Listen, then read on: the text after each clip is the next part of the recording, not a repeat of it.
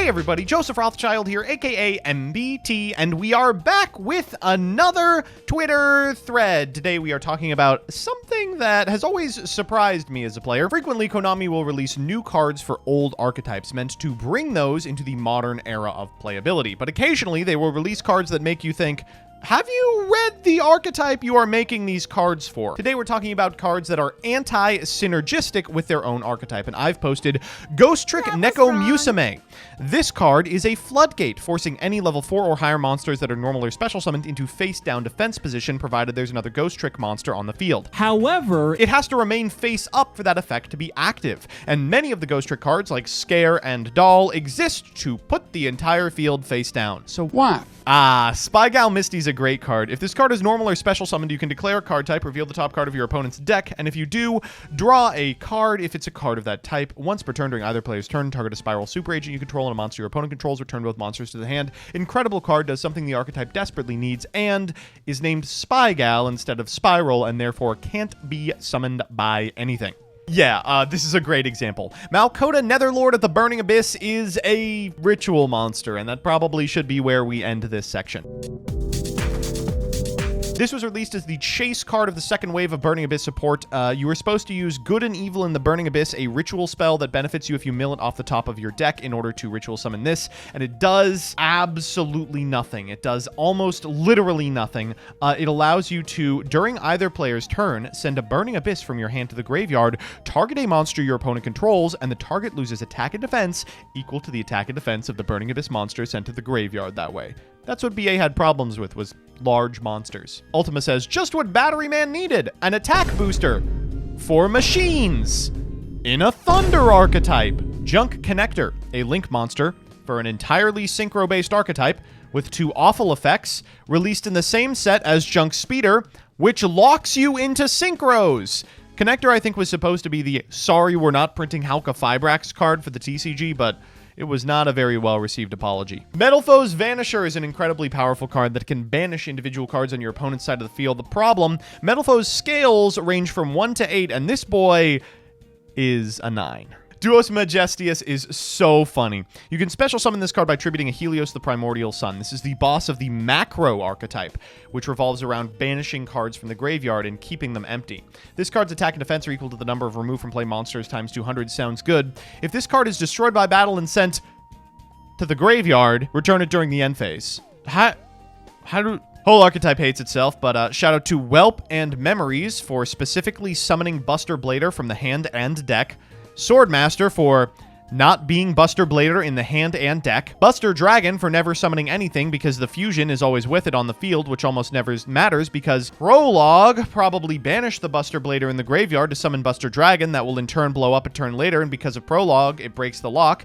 And the Link does not work with the fusion! This is... How many things could they have gotten wrong about this? And yet... it was off-meta multiple times! Goatee is like maybe 1 or 2 cards away from being playable, and we're wasting them on crap like this. So the deck focuses on using fish tuners that banish to synchro summon on your opponent's turn to disrupt their plays. Let's give them a combat trick. Ritual Beasts have an awesome combo that loops Apelio twice on your turn before attacking in order to reestablish resources in the banished zone and to boost Ulti Apelio to a whopping 3,600 attack Armades. Except, Apelio says it is unaffected by other cards' effects until the end of the damage step, not your opponent's cards' effects, so it'll go back to 26. He's in the art. It's the same guy. Thunder Armed Dragons aren't terrible, but Armed Dragon Blitz, one of the new spell card supports, can only summon a regular armed dragon from deck because you have to target an armed dragon you control and its name is going to be the name of one of the normal ones. So if you target Thunder Armed Dragon 5, its name is treated as Armed Dragon level 5 on the field, so you can only summon the normies.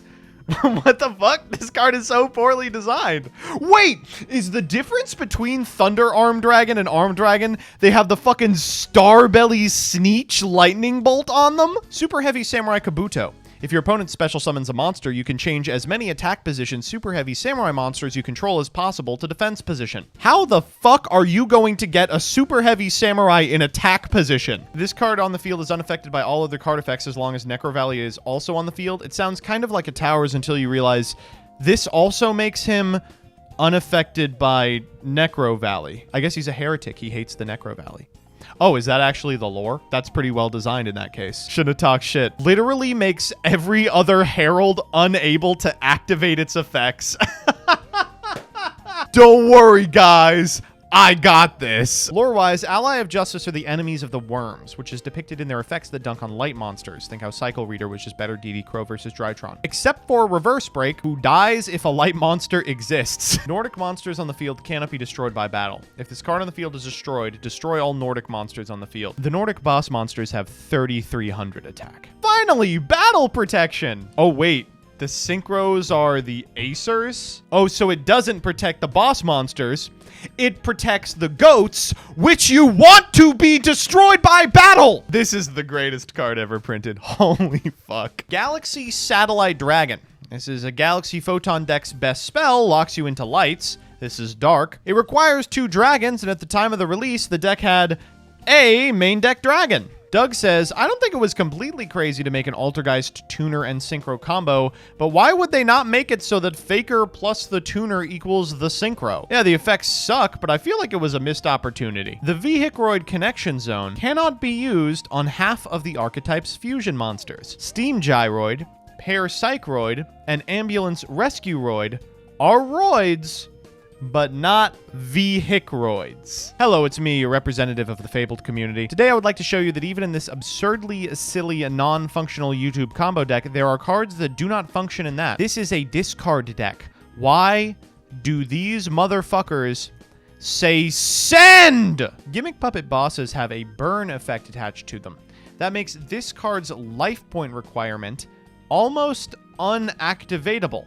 If your opponent's life points are 2,000 higher than yours, you'd need to be at a point where you're down in life points, but also have 2 Gimmick Puppets in grave, which should have been used to summon one of the bosses in the first place. It could say the opposite and be infinitely more playable. Shout out to Nadir Servant being able to search Fallen of Albaz, a card whose effect cannot activate under Nadir Servant. Not in the archetypal sense, but Nurius says while your life points are lower than your opponent's, this card gains attack equal to the difference. This in the same deck that includes Air Hummingbird, a card designed to increase your life points. Crimson Nova is a really good card.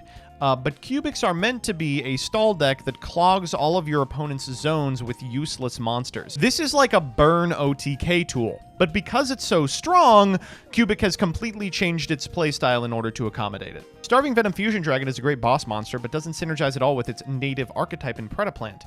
Predaplants use counters that put your opponent's monsters at level 1, but the copy effect of Starving Venom Fusion Dragon requires the monster to be level 5 or higher. Earthbound Immortal Kusilu has a battle protection effect, but all Earthbound Immortals can't be attacked. This means the only way you're getting this effect off is by crashing into a big beater, except all Earthbound Immortals can attack directly anyway. So that's that. I look forward to the next one of these, the 4th tier element name that also happens to be a macro Cosmo when it's sent to the graveyard. See you next time, folks. All right. Time to go.